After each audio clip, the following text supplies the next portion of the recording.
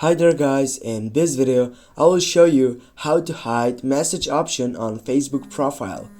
Firstly guys, before we start with this video, I need to mention that it is the same process by doing to hide message option and also by getting to hide a direct message on your Facebook profile.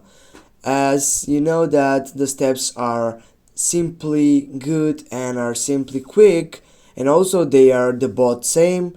You need just to go on your profile section by typing on the left upper side here on your profile picture. Now you are on your profile section. You need to go for edit profile and you need to scroll down and go for details. Click on edit. Now there is no option for that. Get back. You need to go down and go for edit your about info. Scroll down now, and here as you can see the basic info are right here. Go for edit on your right upper side. Then you need to wait for this main page of this part of the video. Now you need to go on the second selection for birth year. Click on it to change it.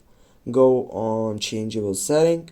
You need to go, for example, this year. That now you need to go and you need to choose a year that needs to be under 18, and for example go with 15 years old, and I'll get back, and with this automatically it will be hide message option on your Facebook profile.